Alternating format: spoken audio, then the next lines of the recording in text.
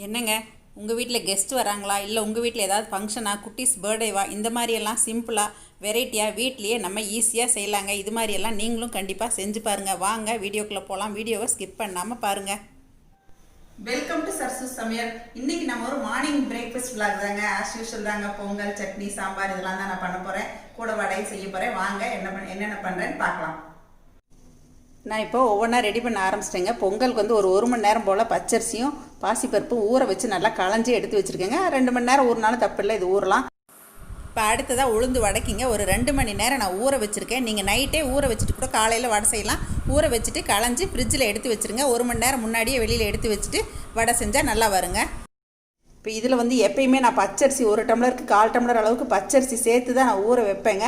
ஆனால் இன்றைக்கி மறந்துட்டேன். அதனால் அரிசி மாவு கூட போட்டு பிசைஞ்சுக்க போகிறேன். உப்பு சேர்த்துட்டு ஒரே ஒரு பச்சை மிளகாய், ஏன்னா குழந்தைங்களாம் சாப்பிட்டாங்கன்னா அதில் வந்து வாயில் கடிபடுறப்ப அவங்களுக்கு கஷ்டமாக இருக்கும். அதனால் நான் கட் பண்ணி போட மாட்டேன். மேக்ஸிமம் இந்த மாதிரி அரைச்சி போட்டுருவேன். இதை நான் மிக்சியில் தான் கொஞ்சம் கொஞ்சமாக தண்ணி விட்டு அரைச்சிக்க போகிறேன். தேங்காய் சட்னிக்கு எடுத்து வச்சுருக்கேங்க. நான் தேங்காய் சட்னிக்கு ஒரு நாளைக்கு தேங்காய், பொட்டுக்கடலை, உப்பு, பூண்டு, இஞ்சி இதெல்லாம் சேர்த்துட்டு ஒரு நாளைக்கு கருவேப்பிலையை கொஞ்சம் மேஜராக போடுவேன். ஒரு நாளைக்கு கொத்தமல்லியை போடுவேன்.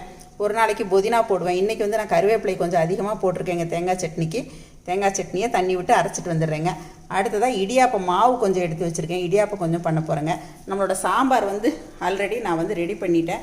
இந்த சாம்பாரோட லிங்க் வந்து நான் உங்களுக்கு ஷேர் பண்ணுறேங்க. என்னோடய டிஸ்கிரிப்ஷன் பாக்ஸில் நான் 2 டைப் கொடுத்துருக்கேன். டிஃபன் சாம்பார் 2-3 டைப் கொடுத்துருக்கேன். எல்லா டைப்பையுமே நான் உங்களுக்கு டிஸ்கிரிப்ஷன் பாக்ஸில் நான் ஷேர் பண்ணுறேங்க. இப்போ நான் ஃபஸ்ட்டு வெண்பொங்கல் தாளிச்சிட போகிறேங்க. அதுக்கு வந்து எண்ணெய் விட்டுருக்கேன். தேங்காய் எண்ணெய், கடலை எண்ணெய் பாதி விட்டுருக்கேன். நான் தேங்காய் எண்ணெய் ஒரு நல்ல வாசம் கொடுக்குங்க. நான் கடுகு தாளிச்சுக்கிறேன். கடுகு பொரிஞ்சாச்சு. இப்போ கொஞ்சம் சீரகம் போட்டுக்கலாம். நம்ம கடுகு நல்லா பொரிஞ்சாச்சுங்க. சீரகம், மிளகு சேர்த்துக்கலாம். கறிவேப்பிலை சேர்த்துக்கலாங்க. கொஞ்சம் இஞ்சியும் பச்சை மிளகாயும் நான் ஒன்றும் பாதியமாக தட்டி வச்சுருக்கேன். இப்போ அதையும் சேர்த்துட்றேன். கொஞ்சம் இப்போ நம்ம ரொம்ப மைல்டாக கொஞ்சமாக மஞ்சத்தூள் சேர்த்துக்கலாம். தேவையான தண்ணியை நம்ம ஊற்றிடலாம். தண்ணி சாதாரணமாக பொங்கலுக்கு வந்து 1க்கு 3 ஊற்றலாம். பச்சரிசி அப்படிங்கிறதுனால அதை விட ஒரு 1/4 டம்ளர் கூடவே ஊற்றினாலும் நல்லா குழஞ்சி நல்லா இருக்குங்க. இப்போ பொங்கலுக்கு தேவையான உப்பு சேர்த்துடலாம். இப்போ இந்த தண்ணி நல்லா கொதித்து வரட்டுங்க. நம்ம அரிசி போட்டுக்கலாம். இப்போ நம்ம தாளித்து விட்டு இந்த தண்ணியெல்லாம் நல்லா கொதிக்க ஆரம்பிச்சிருச்சுங்க. இப்போ நான் அரிசி பருப்பு ஊற வச்சதை இதில் சேர்த்துட்றேன். இப்போ இதில் கொஞ்சம் நான் நெய் சேர்த்துக்கிறேங்க. நெய் விட்டால் தாங்க நல்லாயிருக்கும். தாளிக்கும் போதே நீங்கள் கொஞ்சம் முந்திரி கூட வேணால் கூட சேர்த்துக்கலாங்க. ஆப்ஷன் தான் உங்களுக்கு. இதை மூடி போட்டுடலாங்க. இது ஒரு 4 சவுண்டு விட்டுருவேங்க. 3 சவுண்டு வந்து நல்லா ஒரு சவுண்டை குறைச்சி வச்சிட்டோம்னா பொங்கல் நல்லா குழைய வந்துருங்க. வெயிட் பண்ணலாம். பொங்கல் வெயிட் ஆறிட்டுருக்குங்க. அடுத்ததாக இடியாப்பம் புளிய போகிறேன். நல்லா கொதிக்க வச்ச வெந்நீருங்க. இடியாப்பம் மாவில் கொட்டுறேன்.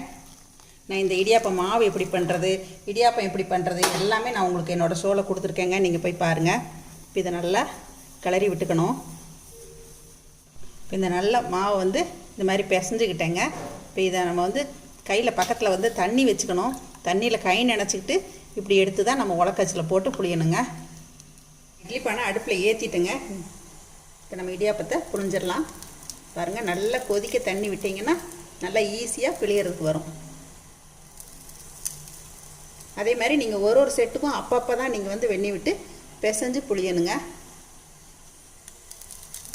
நீங்கள் முன்னாடியே பிசைஞ்சு வச்சிட்டிங்கன்னா மாவு இறுக்கிடுங்க, புளிய வராது. இப்போ நம்மளோட இடியாப்பம் எல்லாமே புளிஞ்சிட்டேங்க. இப்போ மூடி வச்சிடலாம், வேகட்டுங்க. ஒரு 5 நிமிஷத்தில் நம்மளோட இடியாப்பம் ரெடி ஆயிடுச்சுங்க. எடுத்துடலாம். இப்போ பொங்கல் ரெடி ஆயிடுச்சுங்க. கரண்டியால் நல்லா கலக்கி விட்டுறலாம். இடியாப்பம் ரெடி ஆயிடுச்சு. சாம்பார் ரெடியாக இருக்குது. சட்னியும் ரெடியாக இருக்குது. இடியாப்பத்துக்கு வந்து நான் தேங்காய் துருவல் தாங்க வச்சுருக்கேன். நம்ம தேங்காய் பால் வேணாலும் எடுத்துக்கலாம். இந்த மாதிரி நம்ம கடைசியாக பெரட்டி விடும்போது ஒரே 1 டீஸ்பூன் நெய் விட்டுக்கலாங்க. இப்போ அவ்வளோதான். பொங்கல் எடுத்து நான் இப்போ ஹாட் பேக்கில் வச்சிட போகிறேங்க. அடுத்ததாக வடை போட்டுடலாம். இப்போ நான் வடைக்கு உளுந்து மாவு அரைச்சி எடுத்து வச்சுருக்கேங்க. அதில் வந்து அரிசி மாவு ஒரு கைப்பிடி சேர்த்துருக்கேன். பெரிய வெங்காயம் சேர்த்துருக்கேன். கொத்தமல்லி, கருவேப்பிலை சேர்த்துருக்கேங்க. கொஞ்சமாக நம்ம சீரகம் சேர்த்துக்கலாம். அடுத்ததாக கொஞ்சம் மிளகு போட்டுக்கலாம். இப்போ இதை வந்து கொஞ்சம் நல்லா கையில் தண்ணியை நனைச்சிக்கிட்டு இந்த மாதிரி பிசைஞ்சுக்கோங்க. பாருங்கள், வடைக்கு இந்த அளவுக்கு நீங்கள் பிசைஞ்சுக்குங்க. நீங்கள் கிரைண்டரில் அரைக்கிறதா இருந்தாலும் அரைக்கலாம். நான் இன்றைக்கி மிக்சியில் தாங்க அரைச்சேன். இப்போ வடை போட்டுடலாங்க. இப்போ எண்ணெய் காஞ்சிருச்சுங்க. வடைக்கு இந்த மாதிரி கையில் மாவு எடுத்துகிட்டு இந்த மாதிரி சென்டரில் ஹோல் போட்டு இந்த மாதிரியும் போடலாம். இல்லைன்னா அப்படியே கிள்ளி போட்டு விட்டிங்கன்னா இன்னும் ரொம்ப ஈஸிங்க. நான் எங்கள் வீட்டு குட்டீஸ்க்கு இந்த மாதிரி போட்டால் பிடிக்கும். அதனால் நான் இப்போ இந்த மாதிரி தான் போட போகிறேன்.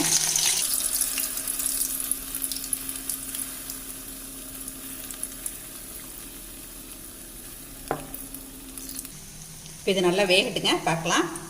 அடுப்பு கொஞ்சம் தூண்டி விட்டுக்கலாம். பாருங்கள், கொஞ்சம் செவந்து வந்தோடனே இப்போ நம்ம பிரட்டி விட்டுடலாம்.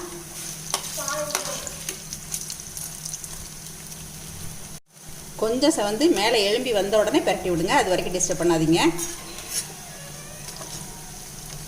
இதுன்னு கொஞ்சம் நல்லா வேகட்டுங்க, பார்க்கலாம். இப்போ நம்மளோட வடை மாவு எல்லாமே போண்டாவாகி டக்குன்னு ரெடி ஆயிடுச்சு பாருங்கள்.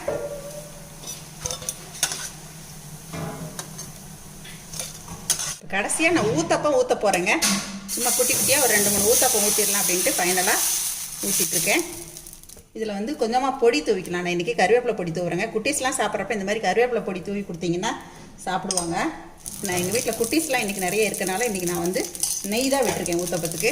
ஊத்தப்பத்தை திருப்பி போட்டுடலாங்க. இப்போ நம்மளோட ஊத்தப்பமும் ரெடி ஆகிடுச்சுங்க. இப்போ பாருங்கள், மார்னிங் பிரேக்ஃபாஸ்ட்டில் எல்லா டிஃபனும் ரெடியாக வந்துருச்சுங்க. இடியாப்பம், அதுக்கு வந்து தேங்காய் பூ, நாட்டு சர்க்கரை நாங்கள் போட்டுக்குவோம், அதுதான் வச்சுருக்கேங்க. ஊத்தப்பம் ஒன்று கருவேப்பிலை பொடி போட்டு எடுத்து வச்சாச்சு. வடை ரெடிங்க. பொங்கல், சட்னி, சாம்பார் எல்லாமே ரெடியாக இருக்குங்க. இந்த மாதிரியெல்லாம் குட்டீஸ்க்கு செஞ்சு கொடுத்தா ரொம்பவே விரும்பி சாப்பிடுவாங்க. இன்றைக்கி எங்கள் வீட்டில் எங்கள் அக்கா பொண்ணு சுதா வீட்டு குட்டீஸ் ஐஸ்வர்யா, அஜய் வராங்க, ஆதிரா எல்லாருமே இருக்கனால இன்றைக்கி மார்னிங் பிரேக்ஃபாஸ்ட் கொஞ்சம் ஸ்பெஷலாக செய்வோமே அப்படின்ட்டு பண்ணுங்க. கண்டிப்பாக நீங்களும் இது மாதிரி ட்ரை பண்ணி பாருங்கள். இதை பார்த்துட்டு உங்களோட ஃபீட்பேக் சொல்லுங்கள், ஷேர் பண்ணுங்கள், சப்ஸ்கிரைப் பண்ணுங்கள். தேங்க்யூ. மறுபடியும் ஒரு நல்ல ரெசிபியுடன் உங்களை வந்து சந்திக்கிறேன். நன்றி, வணக்கம். சரசு சமையல் பாருங்கள், சமையல் நல்லா பண்ணுங்கள்.